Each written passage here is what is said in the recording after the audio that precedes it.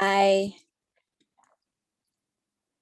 am really, really excited. And as Faith said, yes, in some ways, I can relate to the question of whether work-life balance is a reality or a myth. But even before I jump into it, I'd like to hear from you and let me know in the chat, what's your take? Is work-life balance a reality or is it a myth? Let me know in the chat.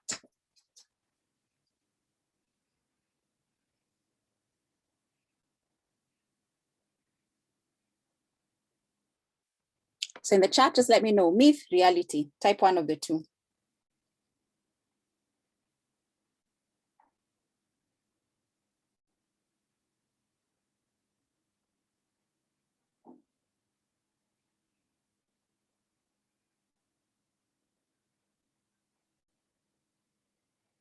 Okay, Esther says reality. Challenging, Joyce. Myth, because it often comes up where ladies are concerned. It's a myth, it's a reality. Okay, keep your responses coming. Myth, reality.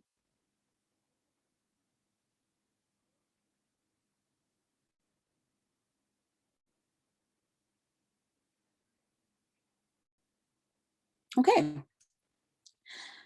Now, interestingly enough, this question I think has come up very many times. It's come up so many times. And of course, we are divided on it. There are people who say it's a reality. There are those who say it's a myth. I'll be whether it's a reality or a myth. But more importantly, earlier this year, a research that was done by two professors, one from the UK and one from France, a business school in France, and it was featured in the Harvard Business, saying that work-life balance is a cycle and not an achievement, because how things always turn out. And I think there's a comment that said there that work-life balance is a myth and it's often referred to ladies, because why don't men ever talk about like work-life balance? I mean, are they always balanced? And we are not, and that's why we are always looking for the balance. And some of you may have even seen there's this image of men and women at a starting line, and they show all these obstacles that stand in between the woman and where she needs to go as far as her career is concerned. So I will be sharing my take a little later. And in some ways, I do agree with the research that was done by the two professors and featured in the Harvard Business Review. But before that, for those who haven't met me, allow me to introduce myself. My name is Susan Kiamba. I wear very many hats. So I am a wife, I am a mom of two boys, and I am also a CEO, I'm a founder, I am a learning and development consultant, I am a career coach, I am an online course creator. And of course, it goes without saying, I wear other hats in the community. So I'm a mentor, I'm a sister, I'm a child. So there are very many hats which I wear. And professionally, I was in the banking industry for 10 years before I left and joined the world of startups, which is a very interesting yet challenging world, where I got to once again ask myself the question of this work-life balance thing. Is it a reality or is it a myth? Now, something else that also over the years has helped me think long and hard about balancing work and life is three things which happened in the course of my career. So I was doing my MBA and I graduated when I was 5 months pregnant at the time. So I did a portion of my MBA when I was expectant.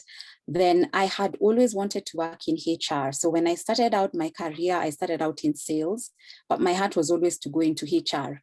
And all the opportunities I had looked for, all the attempts I had made to go into HR were futile. So what ended up happening was I got an opportunity, but there was a catch. My manager said, I cannot release you to go and work in HR during your normal time. So what I'm going to do is I am going to organize for you, if you're open to it, when you're on your maternity leave, you can go into HR and do an attachment. Now, I know for some of us, we are, wherever we are looking for opportunities. We want to grow, we want to move. And the question always is, what can I give up, or what should I give up? And the truth is, no one can ever really answer that question except you. And so for me, because I had really wanted to be in HR, I said, okay, you know what, boss, it's a month out of my 3-month maternity leave, but because it's something I really want to pursue, I'm going to do it. So I would express milk, leave it, go into the office between 9 and 3 every day to be attached in different teams within HR. Now, I don't regret having made that decision for one simple reason. I got so much clarity having been in HR because I understood exactly where in HR I wanted to go next. So that for me was one of those times that where I really had to decide, is it work, is it family? What's more important? And I took that 1 month and I went in and it helped me. Now, the second most important thing that again brought this question of, do I choose work or do I choose family?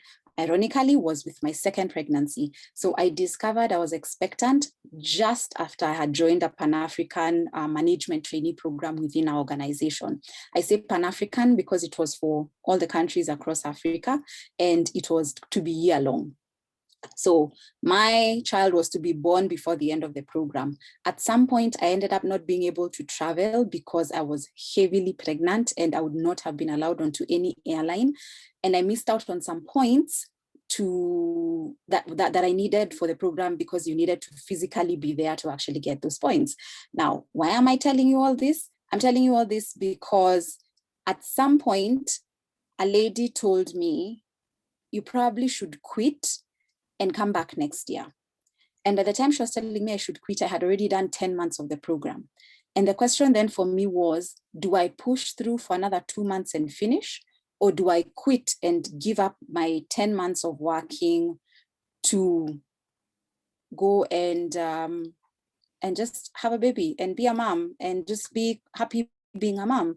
So I decided, and of course, I didn't make this decision lightly. I didn't make this decision on my own. And that's one of the things I'll actually be talking about later. I had a support system. So for me to be able to continue with the program, somebody somehow needed to support me. And that happened to be my husband. So I made the choice. I am going to stick the program through. It meant being awake at odd hours of the night to finish assignments, always being a bit more focused, a bit more assertive in terms of getting what the assignments were and who was where and doing what. And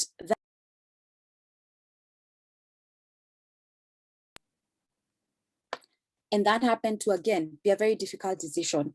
So again, why am I talking about this? These are some moments in my own career where I've had to make a decision.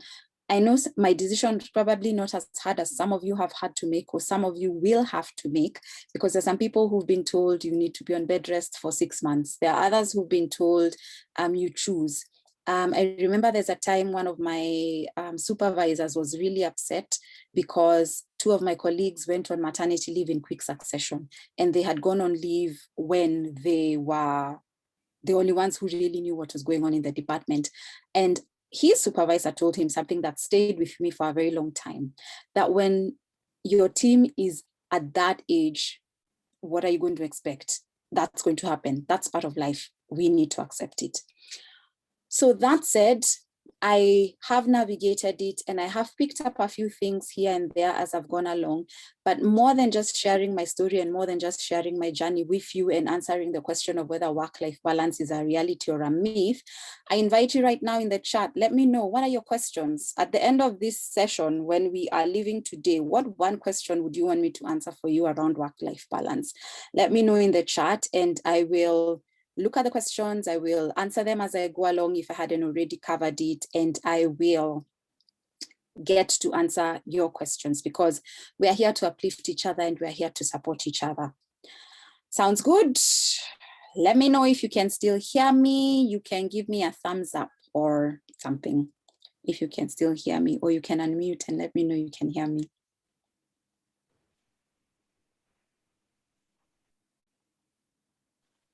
You're audible.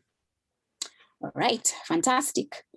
Okay, so having had my story, back to the question, work-life balance, reality or myth? Now I'm going to make two statements that are going to sound kind of contradictory. So my first statement is this: work-life balance is a myth. And the reason why I say work-life balance is a myth is because the way we work has changed. Now, many of us may never have had an opportunity to work remotely until last year, until 2020. Many of us may have squarely been able to go into the office every day from 7:30, because I know finance professionals, we go into the office very early. So you'd be in the office from 7:30 and you end up working late, many days, many times. You are finding yourself extending because of deadlines, because of some timelines which you have to meet, because of some reports that are due on a certain day or a certain department, or you need to make a certain presentation. And earlier Faith had also said people want to go into school and you are trying to figure out, so am I taking a morning class, am I taking an evening class, and what does that mean for me and my work? So I say it's a myth because the way we work has changed. We are now in one of two systems. You are either fully back in the office or you are working hybrid, or if you have been fortunate enough, you are still continuing to work remotely. So those are three different kinds of ways of working.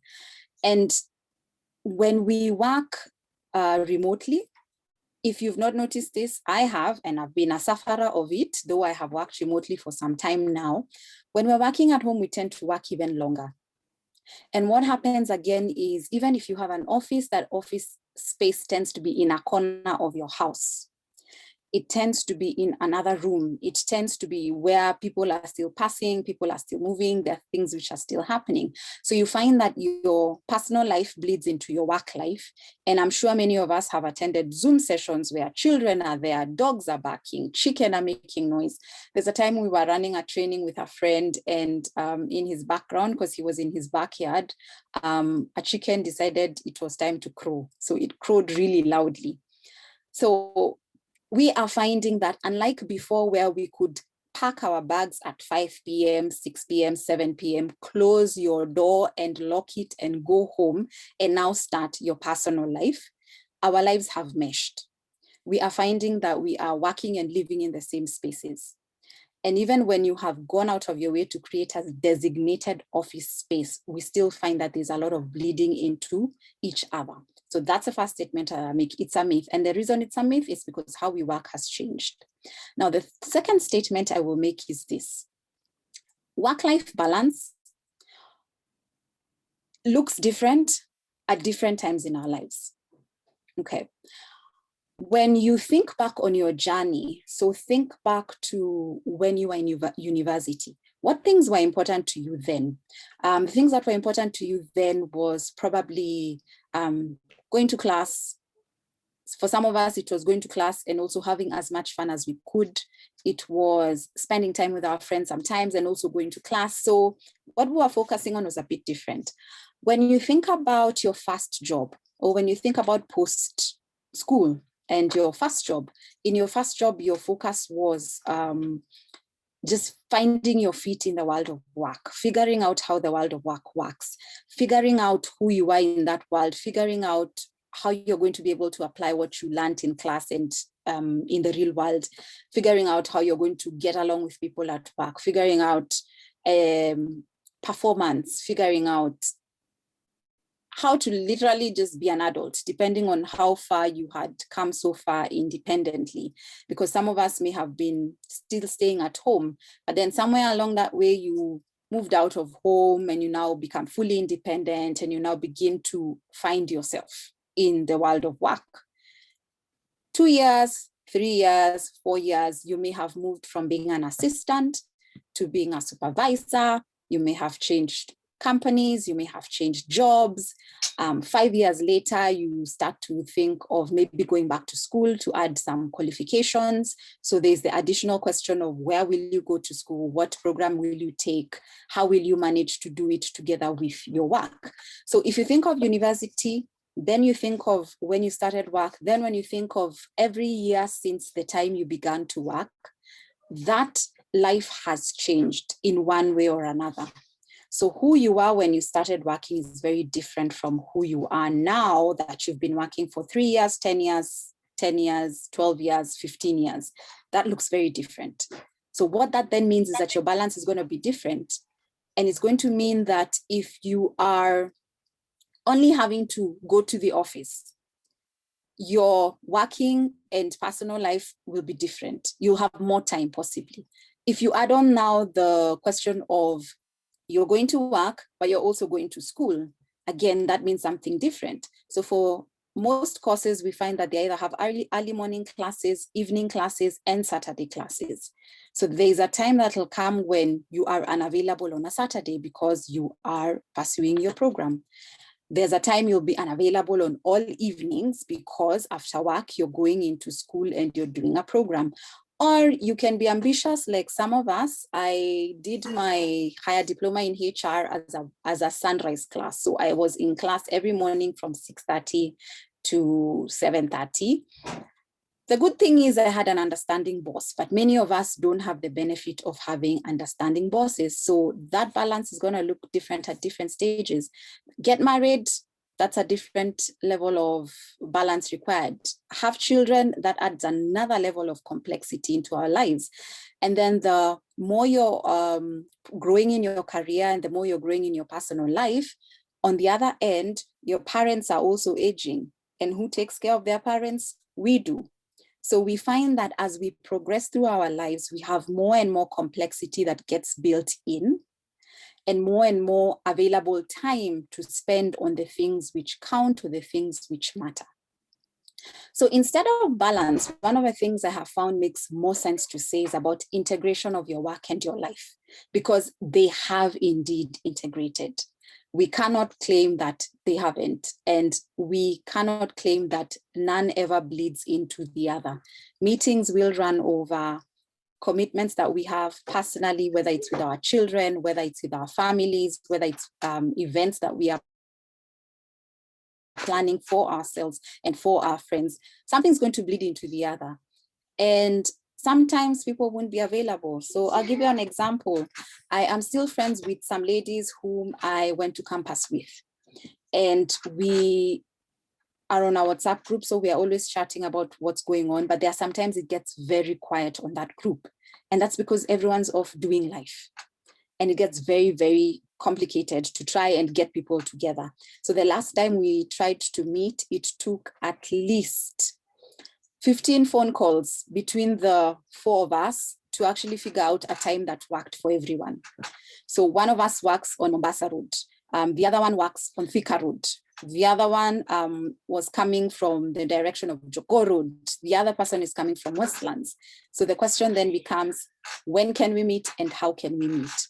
Now, when we just left campus, it used to be so much easier to meet because it would be, let's do a Saturday lunch. Let's do a Sunday afternoon. Now, it's a question of, can I bring the children?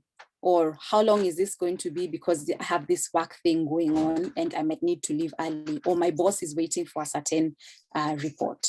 So again, it means different things at different times. And I'd say rather than thinking balance, think integration. Now, integration sounds very nice. And even balance, the word balance sounds really nice in theory. How do you then actualize it? Because we, again, are at different stages in our lives. And I have found that one of the things that really helps in finding that balance for yourself and accepting that it's different is just take stock of where you are. Where are you in your life journey? Are you starting out? Are you midway through? Are you further along? What are the demands on your time? Because at the end of the day, the question of balancing your work and your life is really a question of time. How much time do you have available to do the things which are important to you? Now, of course, most of the time work takes the biggest chunk, but then we cannot discount the importance of, say, spending time with our siblings or going to visit our parents, or just having some downtime where we can do the things which we enjoy, where we can pursue hobbies, where we can go to the gym, where we can meet up with our friends and just hang out, where we can attend a conference, where we can go and watch a movie, where we can just travel because we like to actually travel. So take stock of where you are is one of the things I'd say is a good place to start when you're thinking about integrating your work and your life. Take stock. Where are you? And the second thing is accept where you are in that journey.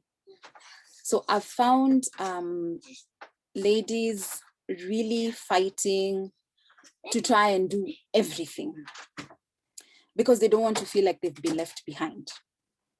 So you are working, you're in school, you have children, you're married, and you are taking care of aging parents. And you want to try and do everything.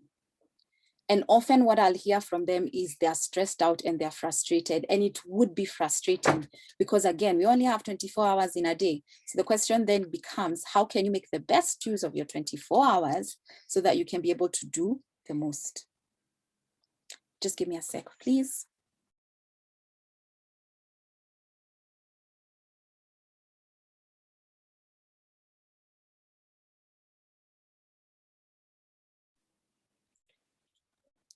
So step one, take stock of where you are. And wherever you are, that's okay. Just be happy with wherever it is that you are. And then secondly is accept that there are some things which you may not be able to do at that point in your life. So some of us want to go back to school. And the question then becomes, is it the right time? Or when is the right time to go back to school? Others want to have children or have young children. And again, the question is, when is the right time to actually have children? And what does it mean for you in terms of the demand on you and the demand on your time? And your friends are still going to call you and they're going to want to meet. But then are you able to meet with your friends and still go to school and do your research or whatever it is that you're working on for school and still go to work and still remain sane? That's a question which we need to ask ourselves. Can we actually do that? And is it possible, or are we doing it at the risk of something? And then the other thing that I found is very useful after you've taken stock of where you are in your journey and you've accepted that there are some things that you will do or not do at that point in your life. Next is to actually plan it out. One of the things I have found to be extremely liberating is two things, actually. One is energy management. And when I say energy management, I mean finding out when I'm most productive and doing the things that need the most mental energy from me when I'm most productive. Energy management has been a real saver. The second thing that's been a real saver in terms of finding that balance between my personal life and my work life has been scheduling things in the real world. Now, one of the habits we make is we tend to assume we have more time than we do. And I admit I am a culprit of assuming I have more time than I actually do. So I have taken to making sure that every single item finds its way into my calendar. So if I'm going to be spending time with my children, it's going to go into my calendar. If there is a function that we are having as a family, it's going into my calendar. If I have a meeting with my clients, it's going to have a calendar and it's going to be on the calendar. If I want to take a course, if I am studying for something, if I'm taking an online course, if I'm creating my own course, every single thing goes into my calendar. That way I'm able to tell whether I actually have the time to do one more thing. And I stopped apologizing for not being available to do some things. Now, wearing many hats as I do, because I run a business, I see clients, whether they're corporate clients or one-on-one clients, I'm also creating content and I am continuing to also run the business as I'm also doing the work. I have to even be more careful that I'm doing that more than I used to before, because I came close to burnout. And well, I think I probably burnt out, I just didn't realize it. So I was burning the candle on both ends. I was working like a crazy person. It was the era of completely remote working. Schools had closed and we were homeschooling, or is it learning from home and working from home at the same time? And I was burning the candle at both ends. I was working all odd hours. I was not taking into account how much time I actually did have available and what I could actually do, when I could do it and how I could do it. So I was always on. I was always working. I was always on. I was working at 2 a.m. some days, working at 11 a.m., 3 p.m., 10 p.m., 11 p.m. So I was just going.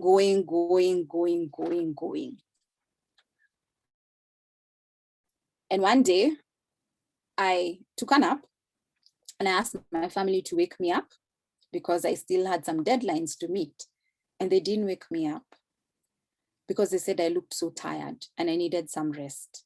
And instead of thanking my family for considering me and thinking about me and caring about me when I wasn't doing it for myself, I went berserk on them and I was so upset with them. And I was like a completely other human being that I had never met before. And in that moment, I realized that I had forgotten everything I had learned up until that point about balancing my work and my life. I had forgotten everything I had learned about scheduling time and sticking to the time, and actually even scheduling things like breaks.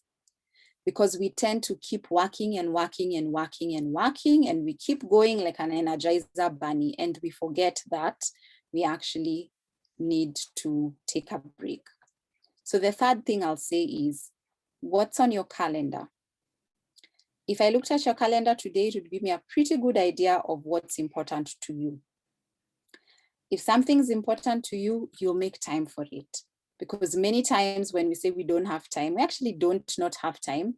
It's because of the things we have chosen to do with our time instead. Schedule things into your calendar and let that schedule guide how you live. And that schedule then is a reflection of a few things. And some of these few things that are found to be very key when we're thinking about work-life integration is prioritizing self-care. Now, if you think of self-care, think of a garden. When you think of a garden, if you water your garden, then your plants will thrive and grow as long as the other conditions are right, meaning as long as they have the soil, as long as they have all the nutrients that they need and they have the light that they need. As long as you're watering that garden, your plants will continue to grow and your plants will continue to be green. But the minute you stop watering that garden, what happens? You stop watering your garden, it starts to shrivel, your plants start to shrivel, things start to die, and slowly by slowly, it's gone. Your life is like that garden. If you do not take time out to replenish yourself, to refill yourself, to bring yourself back to a status of full where you can then give, the end result is burnout or worse. One day you could just collapse and be hospitalized because you're dehydrated, be hospitalized because you're exhausted, be hospitalized because your body just can't handle it anymore. So when we're talking about integration, we're saying you can do the things you need to do, but you need to be honest about how many of the things you can actually do and whether you do have the time to be able to do them. Now, like I said, for me, I have learned to actually put time blocks. So there are times I will block out time for just myself because I learned that if I don't take time for myself, and by myself here, I mean literally doing something I enjoy doing that is not necessarily work related. Meaning if I'm always creating things for clients, then for me, my self-time means I'm creating things for Susan, things that excite me, things that entertain me, things that make me happy. And to be okay with that. Because there's somewhere, I'm not sure, this unwritten rule that taking time to take care of yourself is a sin. And sadly, many of us as ladies, we're guilty of it. We're guilty of taking care of everybody else around us and forgetting ourselves. And maybe that's why we do struggle with the balance thing, because there are very many demands on our time and on our energies. So I have found actually blocking out time for me very useful. Earlier on, when I was simply working and married, didn't have children, I'd go on retreats. I'd go on retreats sometimes by myself. I'd go on retreats with my husband, depends on what I needed at that time. But I'd always find time to do that. And it was refreshing to be able to do it. And looking back, I can see the moments when it didn't happen, the result was that everything didn't seem to work. All the balls that I had in the air slowly kept dropping one after another. So prioritize self-care. Think of yourself as a garden. Take care of your mental well-being. There's a time last year I stopped listening to news because it was all depressing. And I noticed it was affecting me psychologically to just keep hearing sad news over and over and over again. So there's a time I just stopped. And for me, that was for my mental health, my wellness, and my ability to be able to continue to be present for my family and friends and to be present for my clients whom I serve. So prioritize self-care. And then the other thing is be mindful. So I know the word mindfulness gets thrown left, right, and center all the time, but being mindful is really about being present in the moment. And in the presentation I had put together, which has refused to work, there's this picture of a guy walking and with his dog. And as he's walking, he's thinking about all the things that he has left in the office undone. Meanwhile, the dog is just taking in the scenario and the environment, enjoying it and loving it. So be present in that moment. Now, again, integration means decide when you will stop doing work, for example. Decide that at 6 p.m. every day, I shall shut down from the office. Or you decide I will leave the office every day at 5:30 p.m. Because here's the thing, and I find it so ironic. Tomorrow you'll still find that work. And if for some reason you couldn't do it, somebody else will do it. Now, I pray this never ever happens to anyone of us here. I lost a colleague through an accident sometime early on in my career. And he was the hardest working person I had ever met. He'd be in the office 5:30 in the morning. He would leave 10 p.m. He'd be there weekends. He was always there and he was always working and he was always pushing. And sometimes when we would be called upon to work overtime, like on Saturdays and Sundays, we didn't want to. We wanted a break because we had been working so hard Monday to Friday. So he'd get so offended if people came in late. There are times his wife would actually have to call him and remind him that, you know, your kids haven't seen you in a week, because he'd leave before they were awake and he'd come after they'd already gone to bed. You know, your children haven't seen you in over a week. And he'd tell her, okay, fine, I'm coming, I'm still in the office. And that was him, that was his life, and that's how he was doing things. And then suddenly he was no more.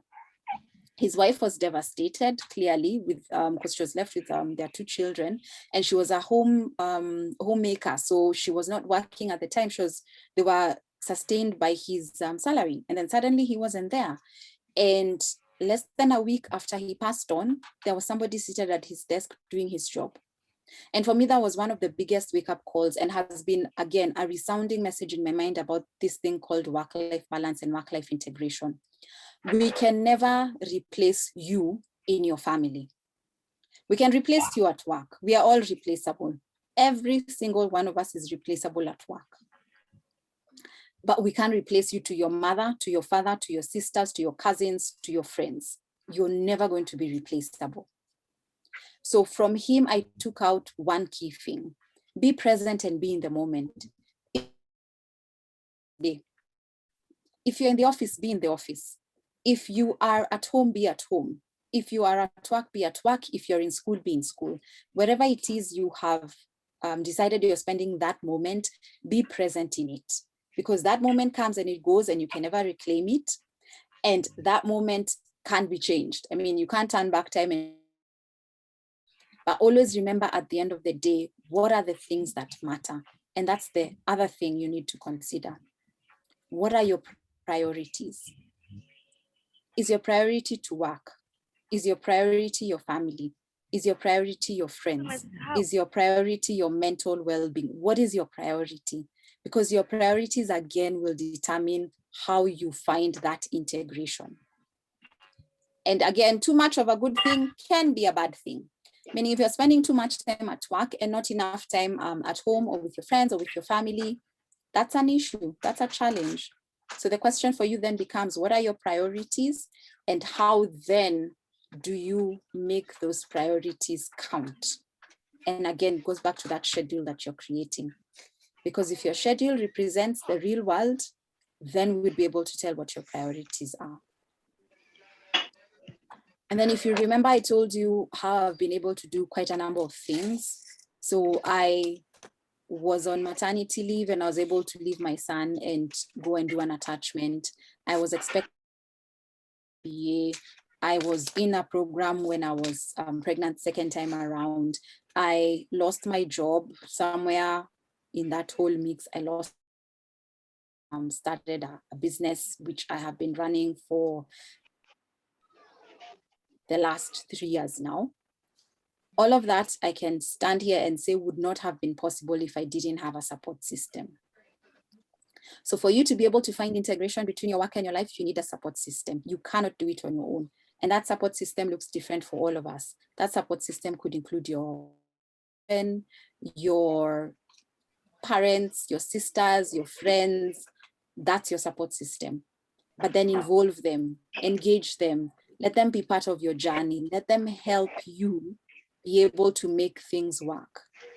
Now, the reason why I'm able to be here now, speaking to you this evening, is because somebody else is able to attend to the children. Granted, they are much older now, but then it has always meant that somebody has to be there when I can't be there, or I take them with me if I have to be somewhere and there's no one else who can take care of them. So I then take them with me.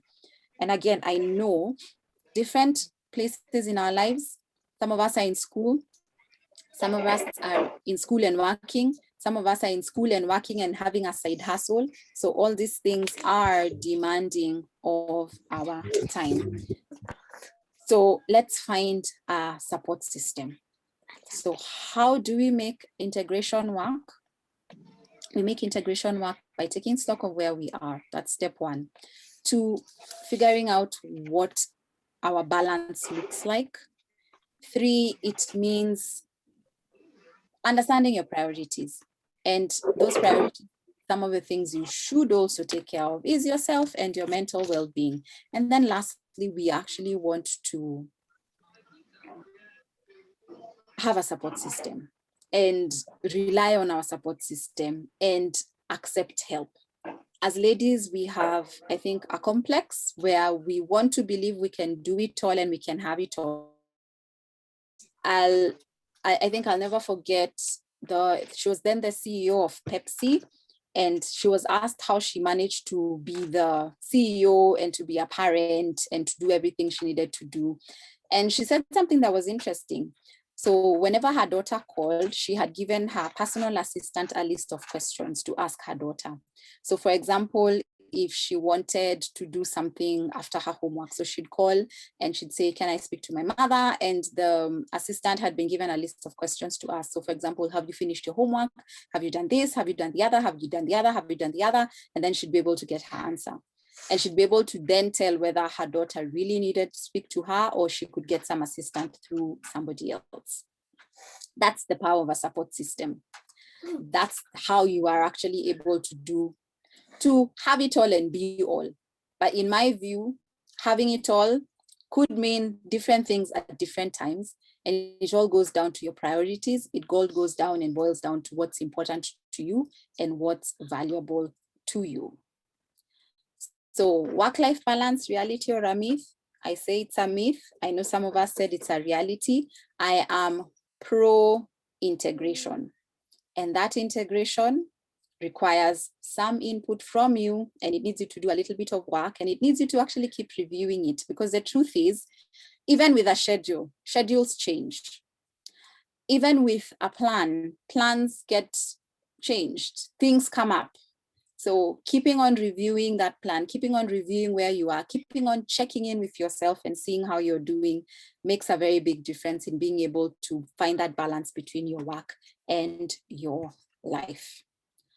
Okay, then I have been doing all the talking. I'd invite you at this point to ask me your questions. Let's hear your questions. Yes, Kim, you said an important reminder that we can't pour from an empty cup. Absolutely right. We cannot pour from an empty cup. Ladies, let me have your questions.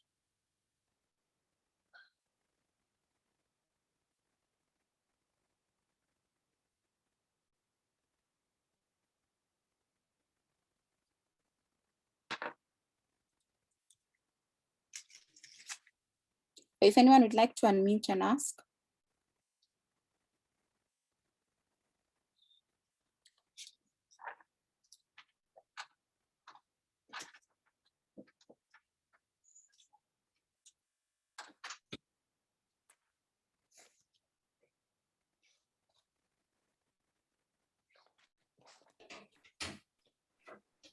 Susan.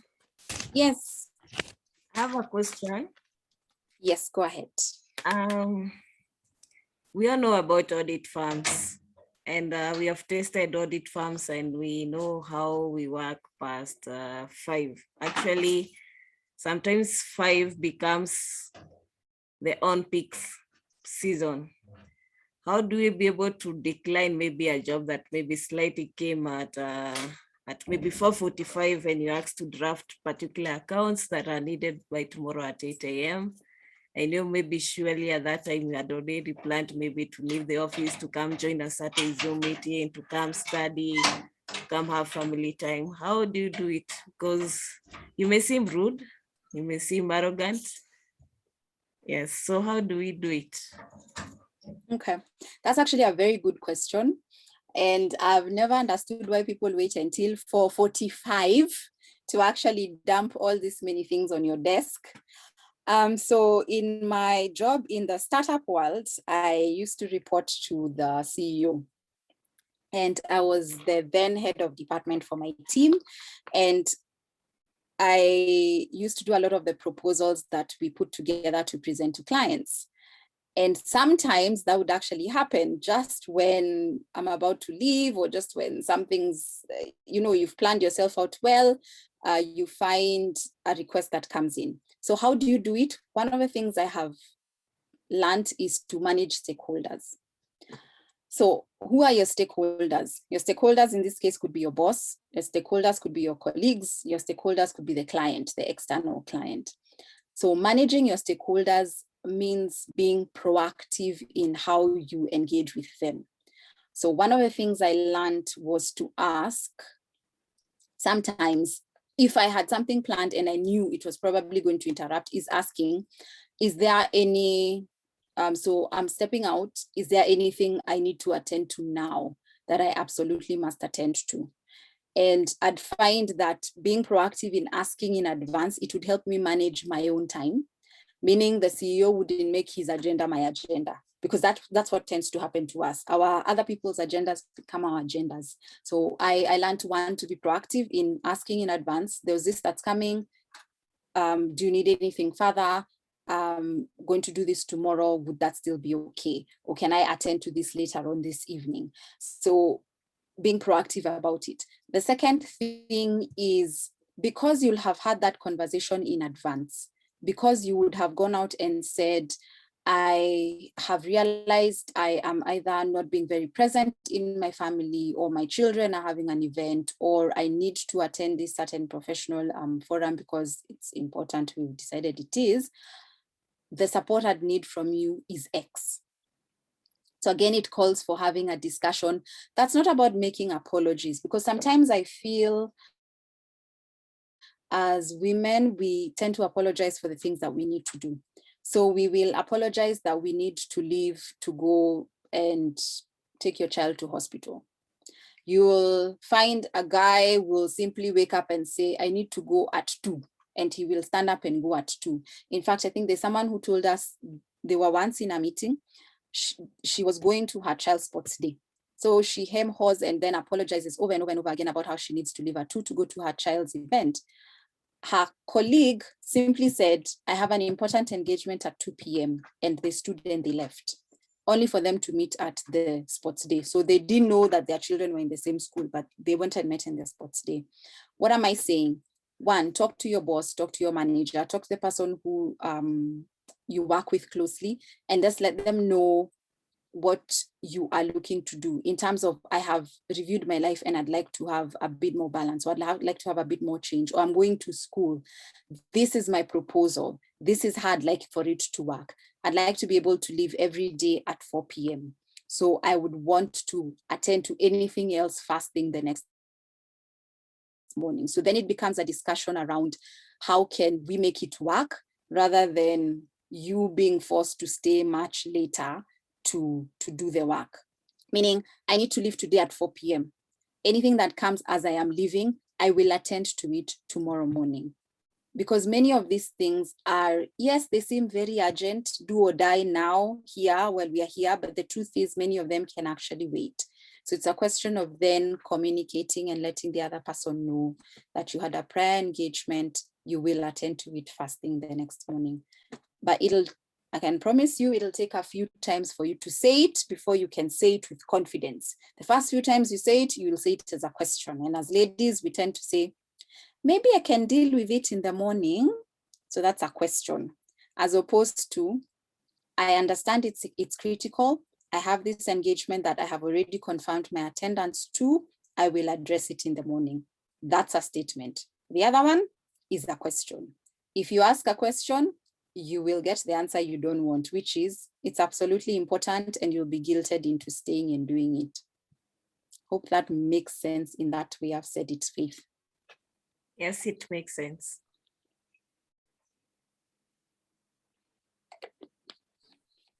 Hi, Susan. Hi. Hi. So I think on my view, I feel like work-life balance works when you're more in managerial roles as opposed to when you're just starting off. What's your view on that? So my view on it, I feel like when you're in managerial roles, then at that level, you can be able to manage your time and all that, your clients' work, your own life and activities. But when you're in the lower levels, it's much more difficult. I like that you said difficult and not impossible. And again, it goes back to managing your stakeholder, also known as your boss. So I had a boss once who he loved getting all the glory, meaning he'd say, we will work on the report. Anytime you'd hear him say, we will work on the report, it usually meant Susan will work on the report, send it to him to send to his boss so that he looks good.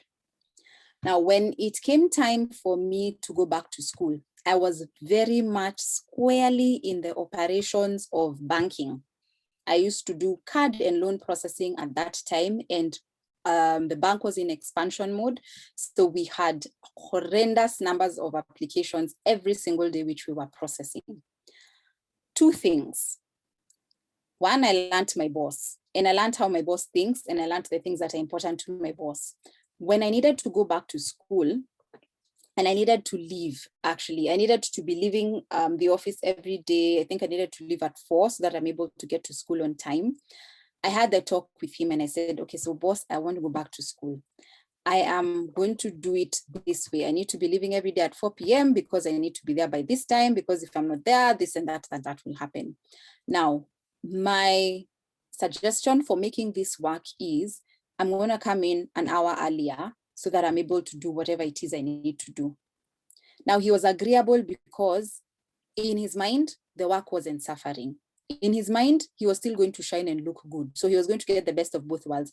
I was going to have to sacrifice by coming in an hour earlier, but on his end, the work was going to get done and he could justify my being able to leave earlier. In that same department, I had 3 other colleagues who complained, but never actually approached the boss to ask to leave early to go to school. So sometimes it seems hard because we've not tried or we haven't asked. And other times it's because we are also not very good yet at managing our boss.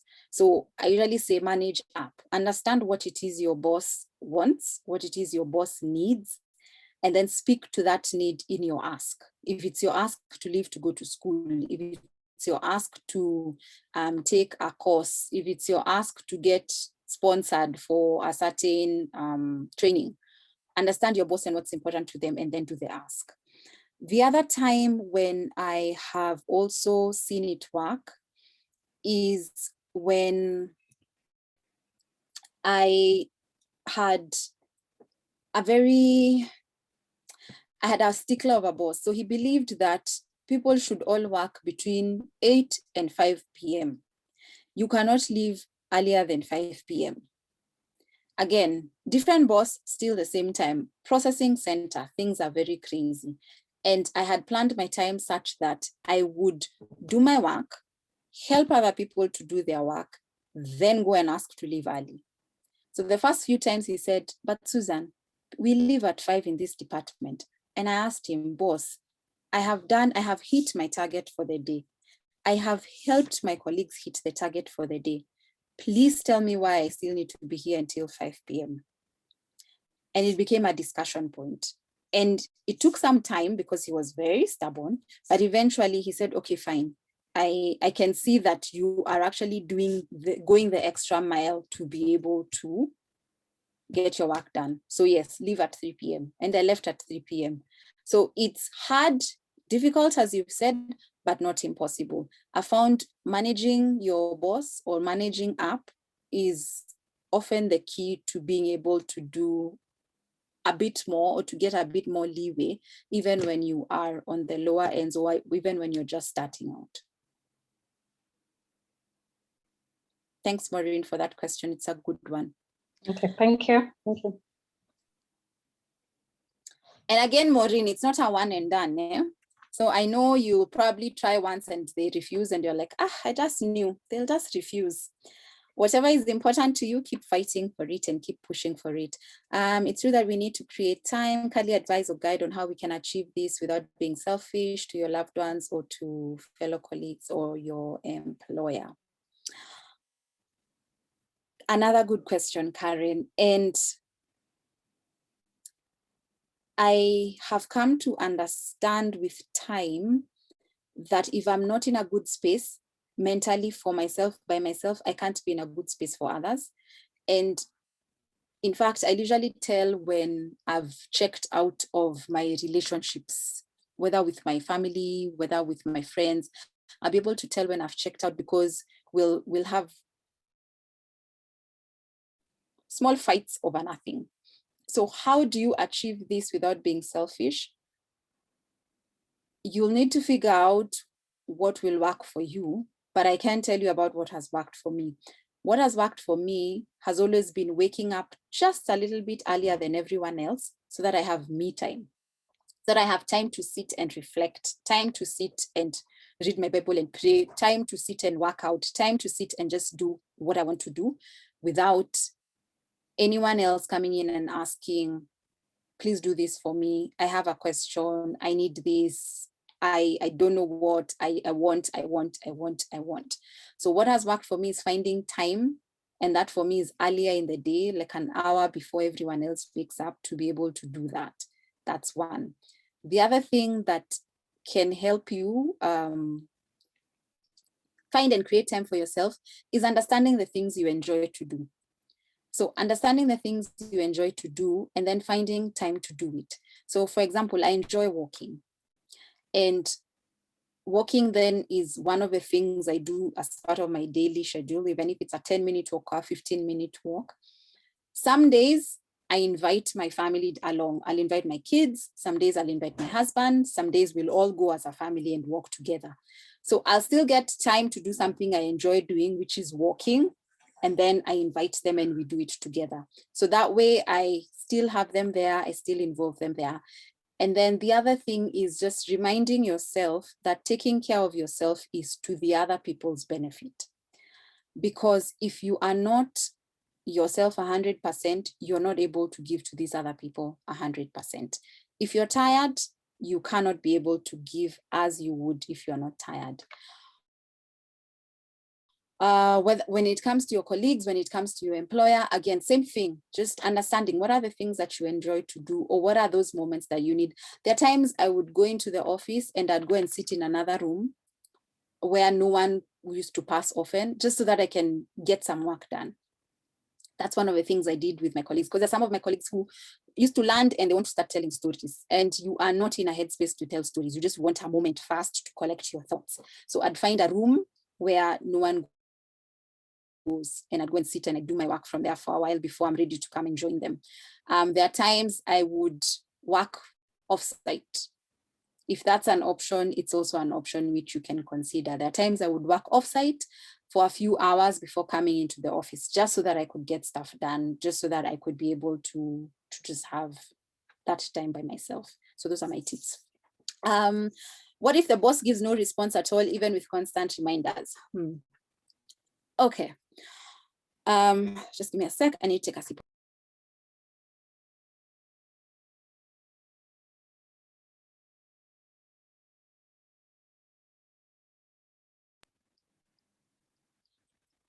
So I like to remind people that our bosses are extremely busy with a lot. And the boss has themselves as priority one. Let's be honest. All of us, in the first instance, we look out for number one. So your boss is probably thinking about all the things that will help them look better and look good to their boss. So your boss doesn't respond. Question is, how are you reaching out to them? Are you reaching out to them via email? Are you sending them a text? Are you trying to call them? Second thing to ask yourself, how does your boss like to be communicated with? A few weeks ago, I ran a training for a certain company where they were having a challenge exactly like this one. The bosses were not responding, and the members, so I put them in two separate groups. So I had the managers in one group, and then I had their teams in another group. So the teams were complaining that their managers never respond. And their bosses were actually saying, when we were having the training, that my person communicates to me in a way I do not appreciate, because this person wants to send me a text. Me, I want you to send me an email and call me and tell me you sent me the email so that I can look for the email and then deal with whatever it is you need. So question then for you is constant reminders. How are you doing these reminders? Are you texting them? Are you calling them? Are you emailing them? Is that how they want you to communicate with them? My boss used to go on for golf on Friday, and he'd always warn me, if you need any approvals, get your approvals on Thursday. On Friday, I am going for golf. On the rare moments where we needed a Friday approval or where we needed him to review a document, for example, we'd agree. I tell him, boss, I know it's Friday and you're going for golf.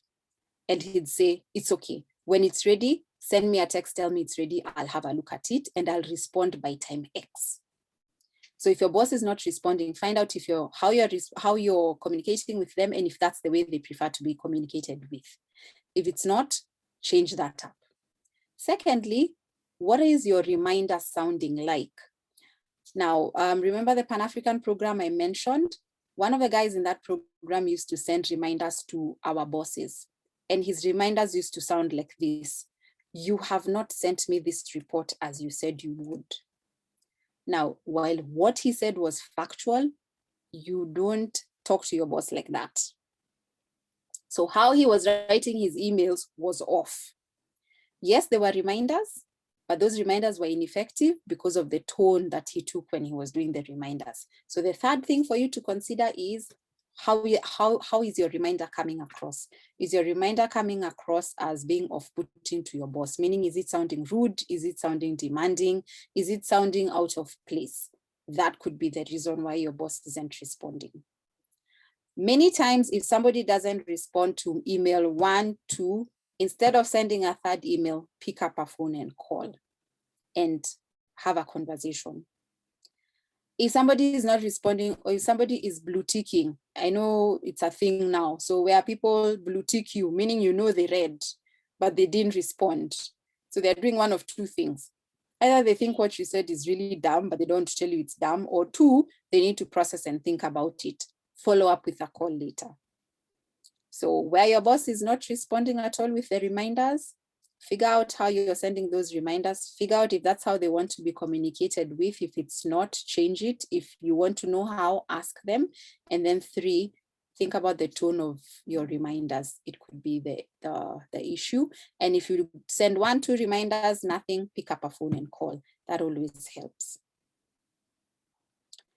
Okay, any other questions I can answer for you?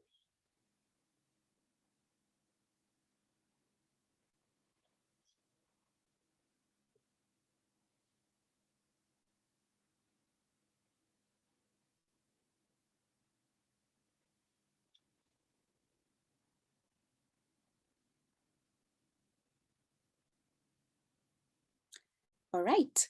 Faith, it looks like we don't have any other questions unless somebody's still typing.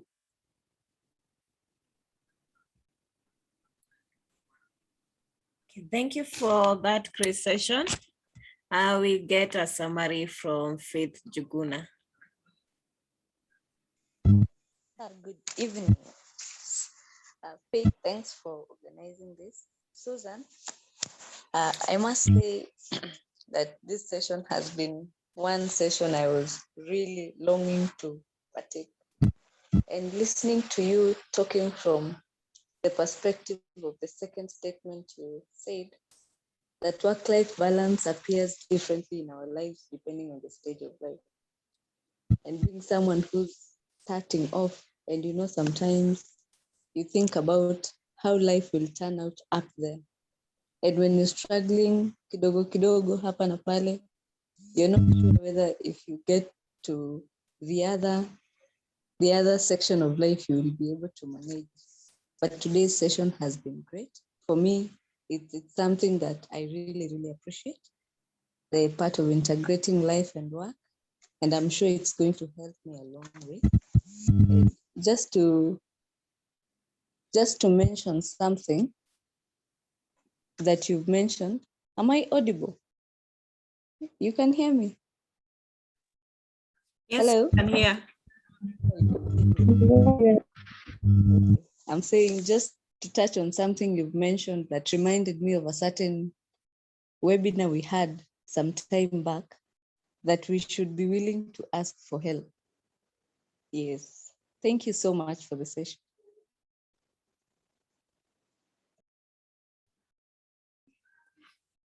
Thank you for this session. Thank you for attending. Thank you, Susan, that despite your presentation notes flying all away, that you have really made the session a very enlightening session. We have gotten to learn lot of ways of integrating our life and work. We believe that we'll be able to embrace the same, especially those of us that have become a jack of all trades. We try to align things according to the calendar, our calendar, try to prioritize ourselves and do the much we can to balance this work and life.